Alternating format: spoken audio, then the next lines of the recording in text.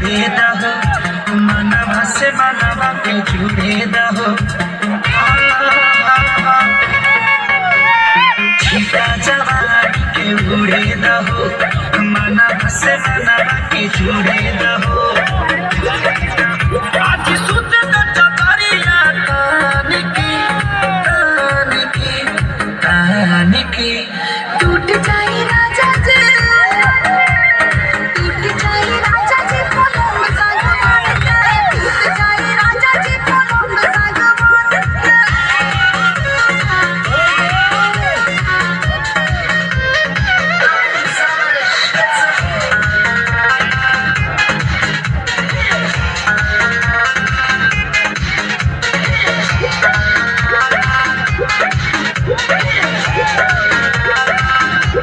छुए न बदन की देखो न कटन की चदर बिछा दे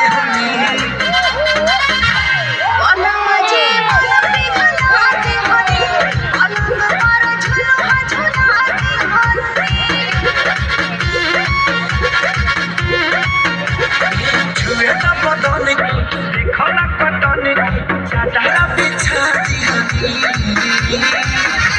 पलंग जी मोरे खलाते हनी, पलंग पर झुलुआ झुलाते हनी।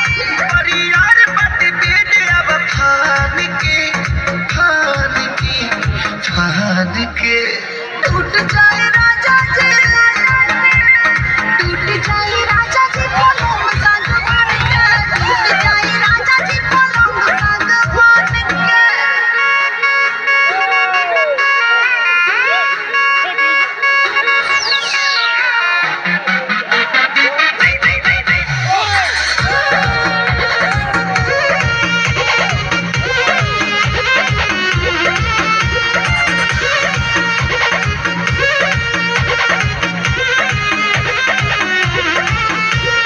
बने तब सरमी देहिया में गरमी बैठेला